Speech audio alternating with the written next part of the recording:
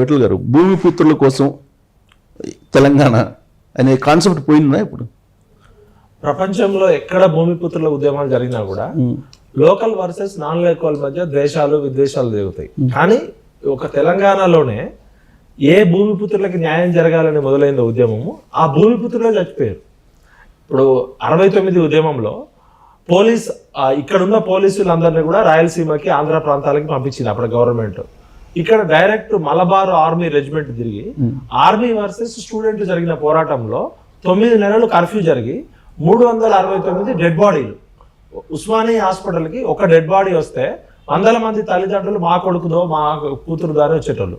అంటే విద్యార్థులు versus army జరిగిన పోరాటము స్వాతంత్రం తర్వాత అప్పటి స్వాతంత్రోద్యమంలో జలియన్ వాలాబాగ్లో బ్రిటిషర్స్ వర్సెస్ స్వాతంత్ర ఉద్యమకారుల మధ్య జరిగింది. కొన్ని 100 మంది 1000 మంది చచ్చిపోయారు. అది రక్త చరిత్ర. స్వాతంత్రం వచ్చినాక ఇండియన్ ఆర్మీ వర్సెస్ తెలంగాణ విద్యార్థులు జరిగిన పోరాటంలో 3000 మిస్సింగ్ కేసులు, లక్షల మంది విద్యార్థులు రోడ్ల మీదకి వచ్చి బలిదానాలు చేయడము, 1 ఇయర్ కర్ఫ్యూ ఉండడంతో ప్రజాస్వామ్య వ్యవస్థ మీదనే నమ్మకం కోల్పోయి ఇక్కడ అప్పుడప్పుడే చదువుకున్న ఇంజనీరింగ్ డాక్టర్స్ చదువుకున్న పిల్లలంతా అడవుల్లోకి వెళ్ళి తుపాకీ పట్టుకున్నారు. తెలంగాణలో నక్సలిజం బలపడడానికి కారణం కూడా 68-69 ఉద్యమంలో విద్యార్థులని ఆర్మీ ఊచకోత కోయడంతో అడవుల్లోకి వెళ్ళి తుపాకులు పట్టుకున్నారు. 68-69 నుంచి మళ్ళా 2001 దాకా తెలంగాణ పల్లెల్లో, తెలంగాణ గ్రామాల్లో, తెలంగాణలో ప్రతిరోజు ఎన్కౌంటర్ జరగడం అనేది సాధారణంగా అయిపోయింది. దానిలో 90% ఫేక్ ఎన్కౌంటర్. ఈ తెలంగాణ మట్టి అనేది రక్తంతో తడిసిపోయింది. మీరు ఎక్కడ మట్టి తీసుకున్నా, ఏ గ్రామంకి తీసుకున్నా కూడా ఆ ఊర్లో ఎన్కౌంటర్ జరిగిన ఊరు ఉండదు. అంటే తెలంగాణ ఉద్యమాన్ని కేవలం రాజకీయ నాయకులుగా ఉద్యమం చంద్రబాబు నాయుడు పోయి చంద్రశేఖరరావు రావడమో, చంద్రశేఖరరావు పోయి ఇంకో నాయకుడు రావడమో కాదు. ఇది తెలంగాణ 3.5 కోట్ల సబ్బండ వర్గాలు స్వేచ్ఛ కోసం, స్వాతంత్రం కోసం, ఆత్మగౌరవం కోసం, స్వయం పాలన కోసం జరిగిన ఉద్యమాన్ని కొంతమంది రాజకీయ నాయకులు తమ ప్రయోజనాల కోసం దీని ట్యాగ్ లైన్ పెట్టడమే నీళ్లు, నిధులు, నియామకాలను పెట్టారు. నీళ్ల కోసం, నిధుల కోసం, నియామకాల కోసం తెలంగాణ ఉద్యమం జరగలే. ఆ రోజు బ్రిటిషర్స్ కూడా మీకు కావాల్సిన ఎన్ని ఇస్తామో అభివృద్ధి చేస్తామంటే మనం ప్రాణాలకు తెగించి కొన్ని లక్షల మంది ఎందుకు స్వయం పాలన అనేది అన్నిటికీ మించింది. తెలంగాణ ప్రజలు దేన్నైనా సహిస్తారు కానీ ఆత్మగౌరవాన్ని, ఆత్మాభిమానానికి సహిస్తే తినడానికి తిండి లేకపోయినా కానీ ఇజ్జత్ గలది, రోషం గల తెలంగాణ. అందుకని ఇక్కడ అనేక రకాల పోరాటాలు వచ్చినాయి. ఆ రోజు నిజాం మీద వ్యతిరేకంగా పోరాటం చేసినది కావచ్చు, వీర తెలంగాణ సాయుధ పోరాటం కావచ్చు, తర్వాత జరిగిన అనేక రకాల పోరాటాల్లో ప్రజలు తమ ప్రాణాన్ని తృణప్రాయంగా తర్పించారు. ఇప్పుడు మనిషి జీవితంలో అత్యంత త్యాగము ప్రాణం ఇవ్వడం. అలాంటిది 48 నుంచి 52 వరకు జరిగిన వీర తెలంగాణ సాయుధ పోరాటంలో 4 లక్షల మంది రైతులు చనిపోయారు. ఆ చరిత్ర రికార్డు చేయలేదు. ఆ తర్వాత 1952 నుంచి 69 వరకు జరిగిన పోరాటాల చరిత్రను రికార్డు చేయలేదు. 68 నుంచి 2001 వరకు జరిగిన దానిలో లక్షల మంది ఇక్కడ ఉన్న టాలెంట్, ఫస్ట్ తరం ఆర్ఈసీలో చదువుకున్న వాళ్ళు కావచ్చు, ఉస్మానియాలో చదువుకున్న వాళ్ళు కావచ్చు, డాక్టర్లు, మెడికల్ ఎంతో మంది నక్సలైట్ నాయకులుగా చచ్చిపోయారు. ఎప్పుడో చచ్చిపోయిన రాక్షస బల్లి అనవాళ్ళు తీస్తున్నాం మనము. రాక్షస బల్లి గుడ్డును పట్టుకొని కార్బన్ డేటింగ్ ద్వారా లక్షల సంవత్సరాల చరిత్ర తీస్తున్నాము. పాతాళంలో ఉన్న ఖనిజ వనరుల వివరాలు తీస్తున్నాము. అంతరిక్షంలో ఉన్న నక్షత్రాల గురించి, ఖగోళ శాస్త్రం గురించి చేస్తున్నాం. కానీ తిప్పి కొడితే 50 ఏళ్ల క్రితం, 60 ఏళ్ల క్రితం జరిగిన ఈ ఉద్యమాన్ని, ఈ త్యాగాన్ని ఇంతవరకు ఏ ప్రభుత్వం రికార్డు చేయకపోవడం, సమైక్యాంధ్ర పాలకులు రికార్డు చేయలేదు అనుకోవచ్చు.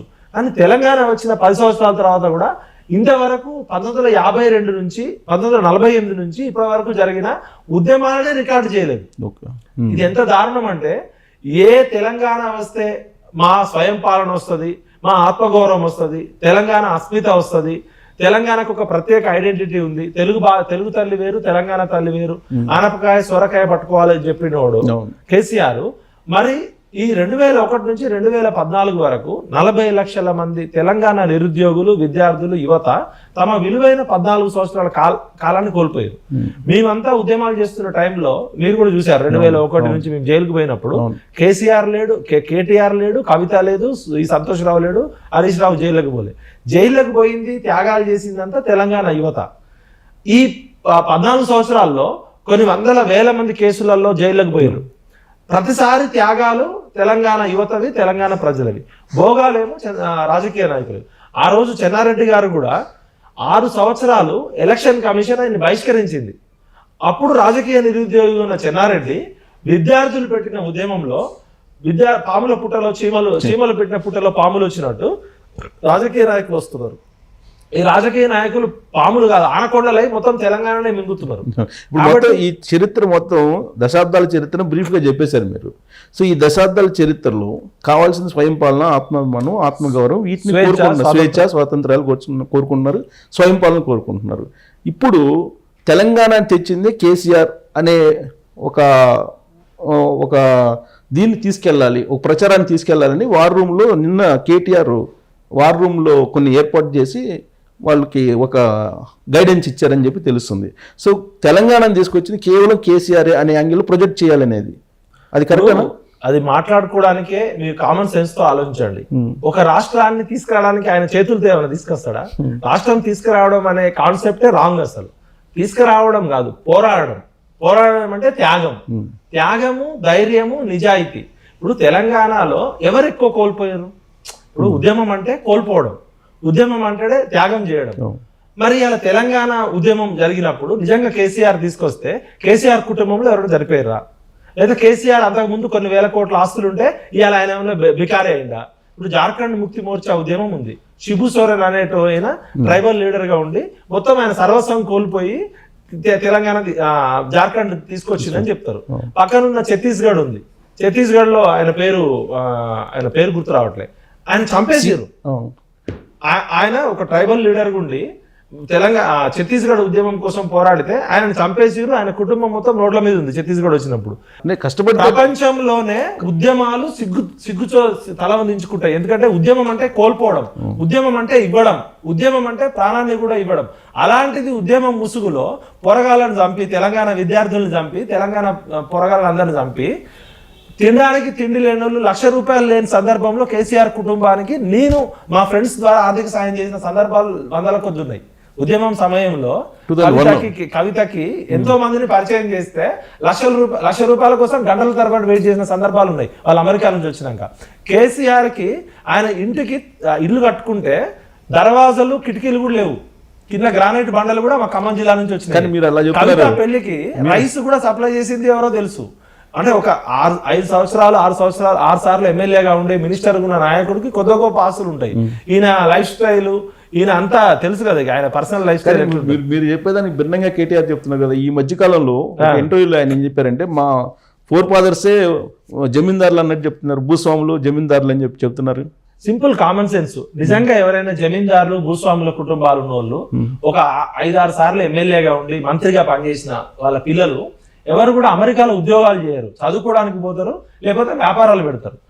బతుకు తెరువు కోసమే కేటీఆర్ గారు పాపం ఇక్కడ నిజాం కాలేజీలో BSc చదివిన తర్వాత పూణేలో వెళ్ళి బయోటెక్నాలజీ కోర్సు, తర్వాత MBA చేసి ఆయన కష్టపడి ఇక్కడికి వచ్చినాక కూడా, అమెరికా నుంచి ఇక్కడికి వచ్చినాక కూడా నేను కేటీఆర్ మాట్లాడుతున్నప్పుడు ఆయన ల్యాప్టాప్ పెట్టుకొని అమెరికా కంపెనీకి ఉద్యోగం చేసేటోడు. 2005-6లో వచ్చినాక కూడా. కవిత అమెరికా నుంచి వచ్చినాక ఇక్కడ మన బ్యూటీ పార్లర్ లాక్మీకి ఫ్రాంచైజ్ తీసుకుంది. ఇప్పుడు నిజంగానే వాళ్ళు జమీందారుల కుటుంబం, 1000 ఎకరాల కుటుంబం ఉంటే చిన్న చిన్న ఉద్యోగాలు చేయరు కదా. ఎవరు చేస్తే వ్యాపారాలు చేస్తారు, లేకపోతే సొంత సంస్థలు పెడతారు, లేదా రాజకీయాల్లోకి వస్తారు. వాళ్ళ తండ్రి మీద నమ్మకం లేకనే వాళ్ళు అమెరికా పోయారు. అమెరికా పోయి చదువుకొని అక్కడే ఉద్యోగం చేసినట్టే పొట్టకుట్టి కోసం పోయిన మధ్యతరగతి కుటుంబాల వాళ్ళే పోతారు తప్ప రిచ్ పీపుల్ ఎవరు కూడా చదువుకొని వచ్చి ఇక్కడ వ్యాపారాలు చేస్తారు. దీన్ని బట్టే కేటీఆర్ గారి పరిస్థితి ఏంటి, కవిత పరిస్థితి ఏంటి, సంతోషరావు పరిస్థితి ఏంటి అర్థం చేసుకోవచ్చు. వీళ్ళ బిజినెస్ పార్ట్నర్స్ కి సరిగ్గా డబ్బులు చెల్లించక కూడా చాలా ఇబ్బందులు పడ్డ సందర్భాలు ఉన్నాయి. కేసీఆర్ గారి ట్రాక్ రికార్డు మనందరికీ తెలిసిందే. కాబట్టి వ్యక్తిగత విషయాలు పక్కకు పెట్టి ఇప్పుడు ఎవరో చరిత్ర తెలవని వాళ్ళకి చెప్పాలి. కష్టపడితే వచ్చినాయి అని చెప్తుంది కదా కవిత. కష్టపడితే వచ్చినాయి, మాకు ₹20,00,000 వాచ్ అని చెప్పి ఈ మధ్య దేశంలో ఉన్న ఆల్ బ్యూటీ పార్లర్లు, ఆమెకున్న వ్యాపారం బ్యూటీ పార్లర్లు పెట్టుకొని లక్షల కోట్ల వ్యాపారం సంపాదించిన వాళ్ళు ఎవరైనా ఉంటే ఈ ప్రపంచంలోనే, దేశంలోనే కాదు, even beauty parlour brand ambassador అయిన అను సిస్టర్స్ ఉన్నారు. అనిస్ సిస్టర్స్ 1980 నుంచే అసలు బ్యూటీ పార్లర్ అనే కాన్సెప్ట్ హైదరాబాద్ కి కానీ తెలుగు రాష్ట్రాలకు తీసుకొచ్చింది అను సిస్టర్స్. కేసీఆర్ గారి బంధువులే వాళ్ళు. మరి వాళ్ళు ₹20,00,000 వాచి కష్టపడితే వచ్చింది అన్నది. వీళ్ళకున్న వ్యాపార సంస్థలు ఏంటి? వీళ్ళకేమన్నా విప్రో లాగా కానీ, లేకపోతే మైక్రోసాఫ్ట్ లాగా ఏమైనా సాఫ్ట్వేర్ కంపెనీలు ఉన్నాయా? లేకపోతే కవిత గారి పేరు మీద ఏమైనా పేటెంట్స్ ఉన్నాయా? కేటీఆర్ గారు ఏమైనా సైంటిస్ట్ అయ్యి ఏమైనా ఇంటెలెక్చువల్ ప్రాపర్టీ రైట్స్ కనుక్కున్నారు. ఇప్పుడు ఆదాయం 3 రకాలుగా రావాలి. ఒకటి మేధా సంపత్తి ద్వారా ఆ ఇన్ఫోసిస్ నారాయణమూర్తి గారు లాగా ఏదైనా కంపెనీ పెడితే 100 కోట్ల నుంచి లక్షల కోట్లకి వెళ్తుంది. మరి కేటీఆర్ గారు పెట్టిన కంపెనీలు ఎన్ని? ఆయన ఏమైనా ఇండస్ట్రీస్ పెట్టిందా టాటా బిర్లా లాగా? లేకపోతే కవిత ఏమన్నా ప్రొడక్ట్స్ కనిపెట్టిందా, పేటెంట్స్ ఫార్ములాలు కనిపెట్టిందా? వినేటోడు ఎరిపప్పు అయితే చెప్పేటోడు కేసీఆర్ అని గతంలో ఉండే. ఇప్పుడు వీళ్ళ చరిత్ర మీద వీళ్ళే ఉమ్మేసుకునే పని చేయదు. ఇప్పుడు మేనమా అమ్మ పుట్టిన మేనమామకి తెలియదు. అది విఠల్ గారు మీరు నమ్ముతారా? నాకు ఇల్లు లేదని అంటారు. కవిత గారు విని ఉంటారు ఇంటర్వ్యూలో, నాకు ఇల్లు లేదంటారు. ఒకవైపు ఏమో నేను 20 లక్షల రూపాయలు వచ్చి కష్టపడితే నాకు వచ్చింది, మా ఆయన నాకు గిఫ్ట్ ఇచ్చారంటారు. ఇల్లు లేదనేది నమ్ముతున్నారు మీరు? వ్యక్తిగత విషయాల్లోకి చాలా వెళ్తే వాళ్ళు రోడ్డు మీద కూడా తిరగలేని విషయాలు చాలా ఉన్నాయి. కానీ వ్యక్తిగత విషయాల్లోకి మనం వెళ్ళడం సంస్కారం కాదు. కాబట్టి మీరు నిజంగా సంపాదించారు కదా. 2006లో కవిత పరిస్థితి ఏంది, కేటీఆర్ పరిస్థితి ఏంది, సంతోష్ రావు పరిస్థితి ఏంది, హరీష్ రావు పరిస్థితి ఏంది నాకు స్వయంగా తెలుసు. ఓకే, ఇప్పుడు ఎవరైనా నా ఎదురుగా ఒక 5 నిమిషాలు కూర్చోబెట్టండి, వాళ్ళు నా కళ్ళల్లో చూసి మాట్లాడే ధైర్యం ఉంటే వాళ్ళు ఏది చెప్తే అది చేస్తాం.